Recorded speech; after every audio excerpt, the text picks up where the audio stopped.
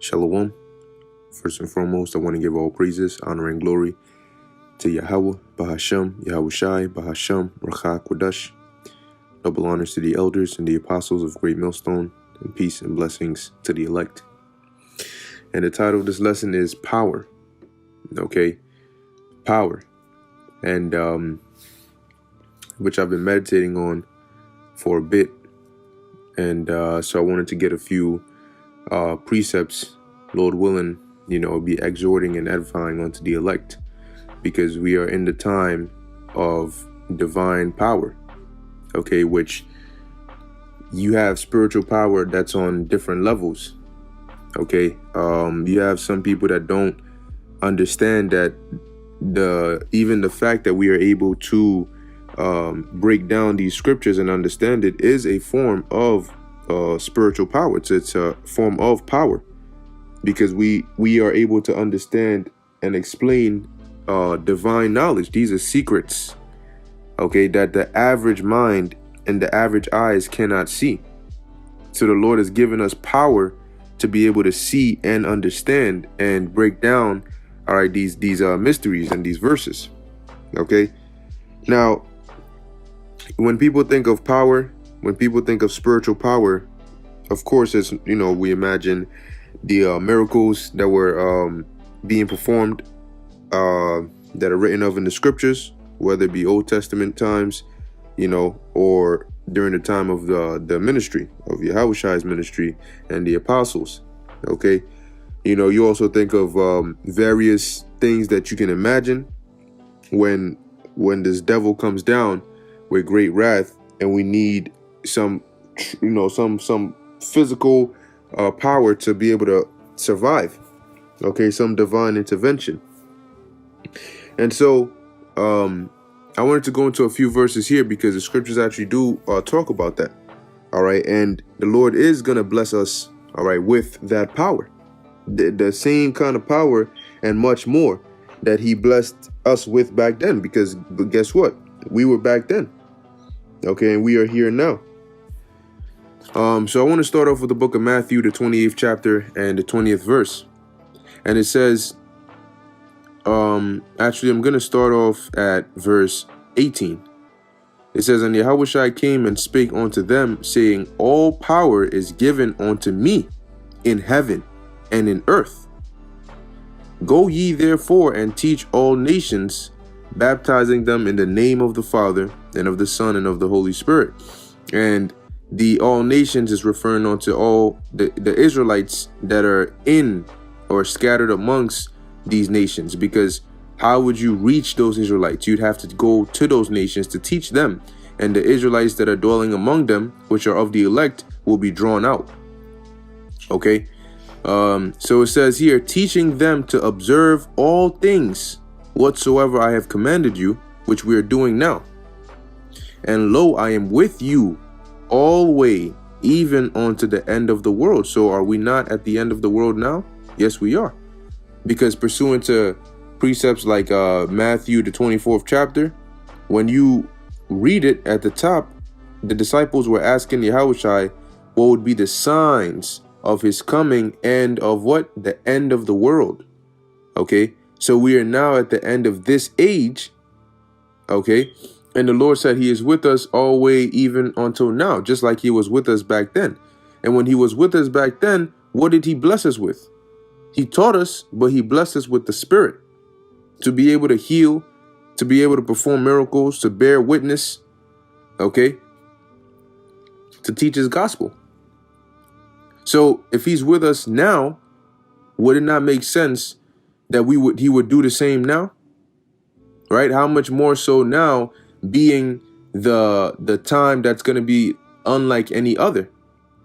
Remember, and I always make a point on this, that yeah, it's going to be a time like never before, in both on the left hand but also on the right hand, because there are certain things, miracles, acts that have happened in the past, but the things that are going to happen in this time are going to triumph that.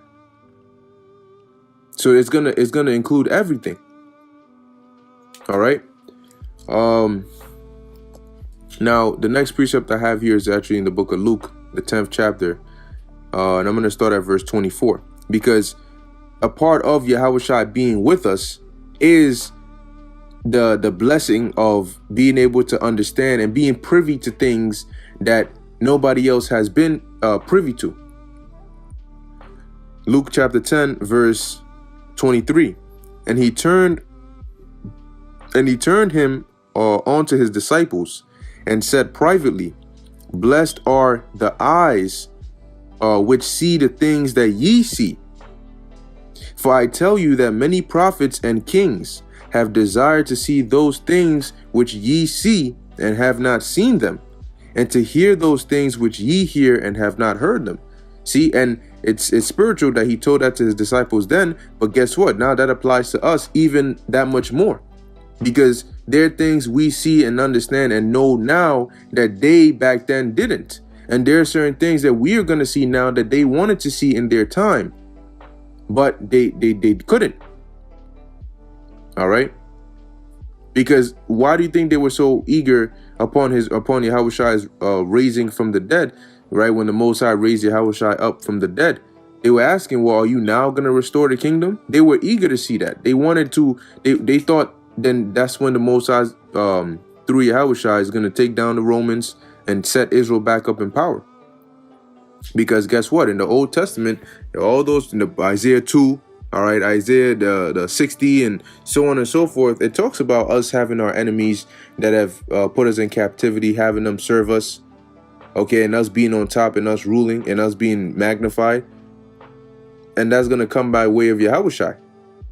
All right, Yahweh Ba'Shem Yahushua. So they wanted to see it back then, but we are blessed because we get to see it now.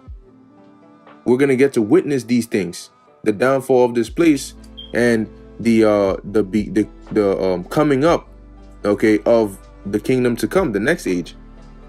But in that, you're going to have, the Lord is going to have these acts get done again, because he did say that we would be witnesses unto him in Samaria and Jerusalem and unto the uttermost parts of the world, which is talking about now.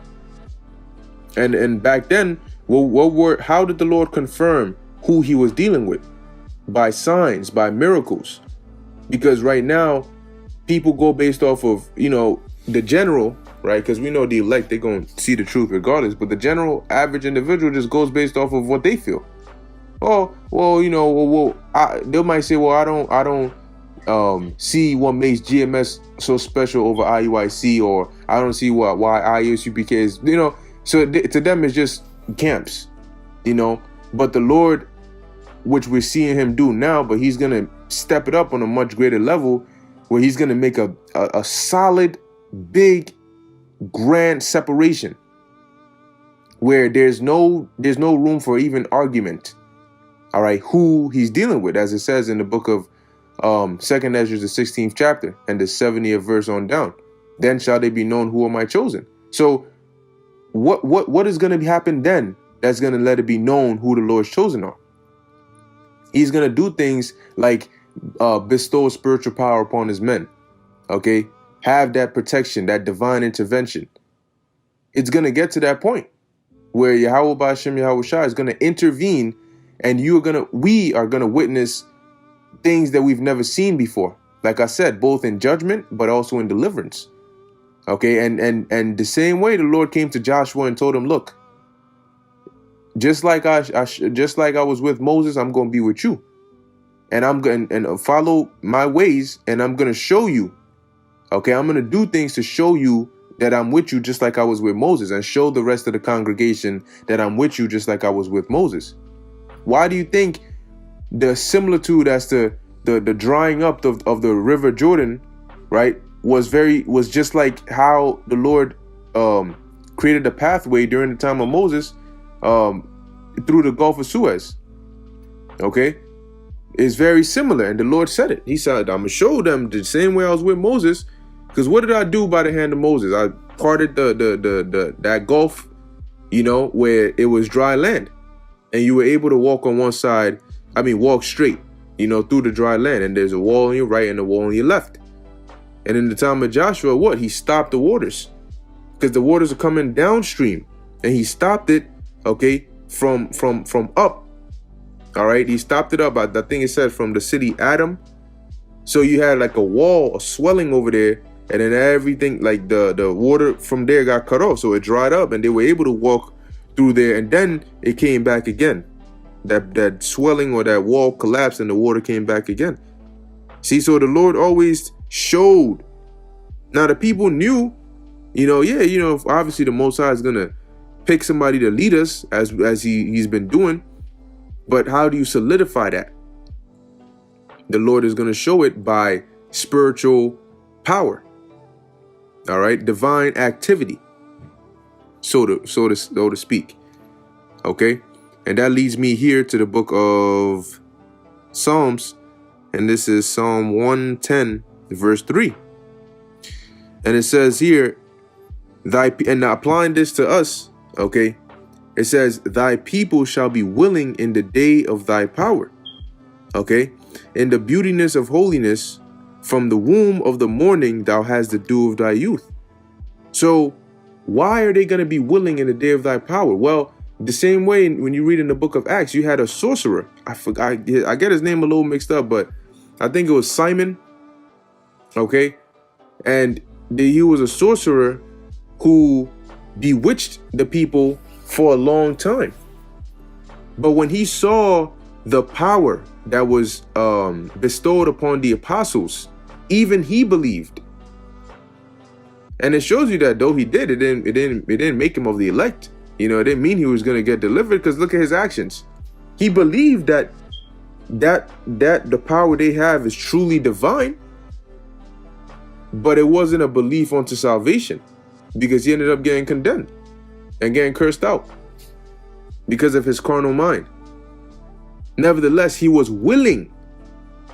Okay, he was willing, and that's going to be everybody, because one thing that you can't get around is is when the Lord does something, especially if somebody comes up to the camp mid camp and they're lame, and the Lord has it set up in a way where the Spirit just jumps on whoever it is, to heal them right then and there. You can't get around that.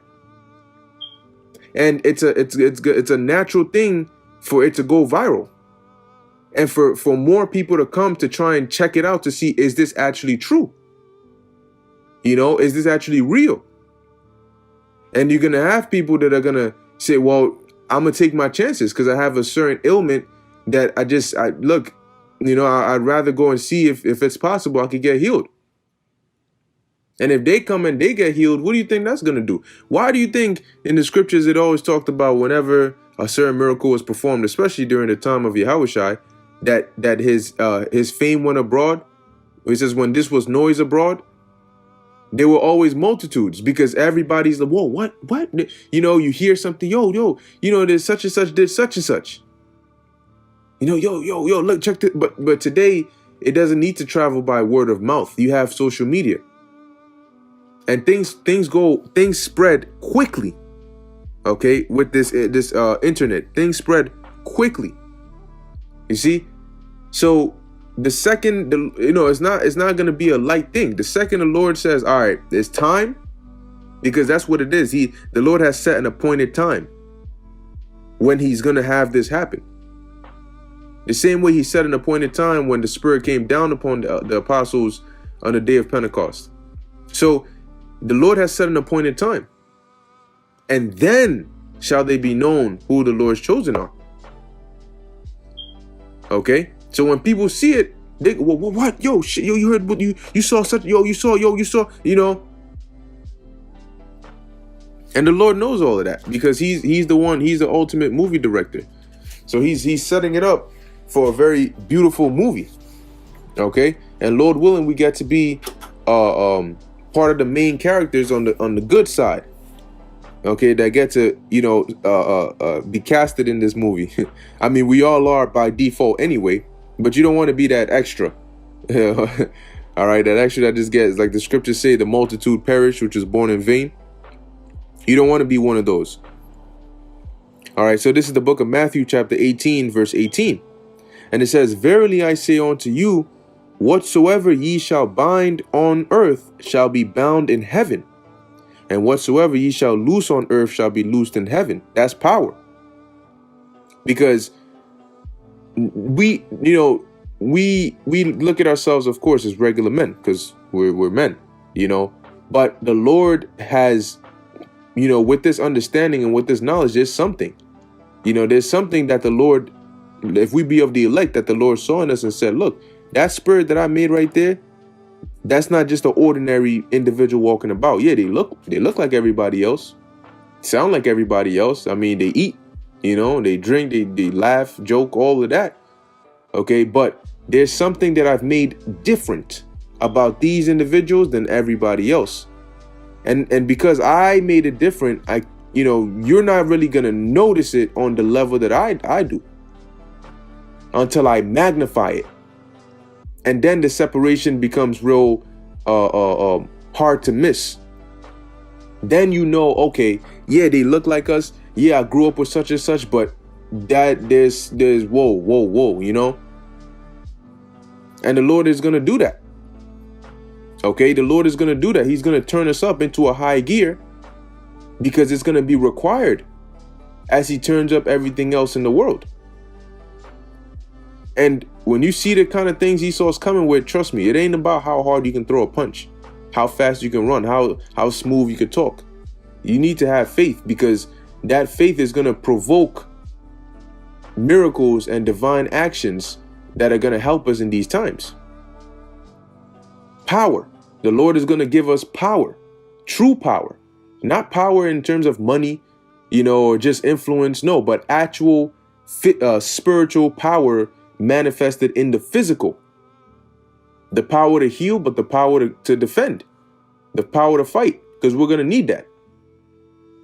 Okay. when them troops come and the threats come, you ain't gonna be throwing healing potions at them. Here it is, you got a gun to your head. Here you go, boom. You hit it with a healing potion. My eyes. It's not gonna be like that. Okay. And ultimately, it's gonna start off on that level, but as time goes and more prophecies get fulfilled, the Lord is gonna accomplish it in His fullness. And that's going to be when Lord willing, we of the elect, we get delivered and we get our bodies changed. And at that point, it's not going to be, like, oh, the Spirit comes upon you and then you're able to do this, that, and that. It's going to be built in. Spiritual power is going to be built into us. It's going to be innate, a part of us. The same way it's a part of a human being to have legs and walk. It's going to be a part of us to be able to fly. That's going to be a part of us. That's going to make us the extraterrestrial beings. Okay? We're not going to need like the Spirit to have to come upon us to be able to do certain things. It's going to be in us. That is going to be us. We are going to be power. Okay? We're not going to need to receive power then. We are going to be powers. And it's written. Okay? And as it is written, it shall come to pass. So this is Zechariah chapter 12, verse 8. And it says, in that day shall the Lord Yahweh defend the inhabitants of Jerusalem. And he that is feeble among them at that day shall be as David. Okay, and David, well, go read the story. Go read the Acts of David. Okay, of King David. He wasn't a weak little, no, he wasn't. Even from a youth, he was valiant. Okay, and he had that courageous heart. That the Lord, obviously through the Spirit and power of the Lord, drove him to be able to accomplish those different feats. And he always gave credit to who? Yahweh B'Hashem Yahushai. That's why the Lord loved him so much. Because it was never about me, it was about the Lord. It wasn't me, this, me. Oh, look what I did. Oh, look what I. And you read the book of Psalms, the Psalms of David. What is he doing? He's constantly giving praises to the Lord. If you do a word search of Lord, you're going to see it appear a lot in the book of Psalms. Because King David is constantly speaking about the Lord, blessing the Lord, thanking the Lord. All of these things. That's what the Lord wants. So he would keep on dealing with you because he knows that you're going to in turn do what's pleasing to him. Nevertheless, it says, he that is feeble among them shall be as David, and the house of David, the elect, shall be as God, as the angel of the Lord before them. No, this is not blasphemy, because the word God means power. Okay? Verse 9, and it shall come to pass in that day that I will seek to destroy all the nations that come against Jerusalem. And how is the Lord going to do that? By the hand of his people Israel. So the Lord is going to give us power. Yahweh B'Hashem Yahushai is gonna make his name known. He's gonna make his name known. He's gonna make his son's name known, and he's gonna make it be known who are his chosen, who he's dealing with. And that's gonna be by way of divine activity. Okay? So as we approach 2022 and the coming months, we have to watch and pray and see what Yahweh B'Hashem Yahushai has in store. Because there's certain things he has set specifically for that year. And as time moves on, we're going to see those things. So with that, I hope you've been edified. In closing, I want to give all praises, honor, and glory to Yahweh B'Hashem Yahushai B'Hashem Rakha Kodash. Until next time, Shalom.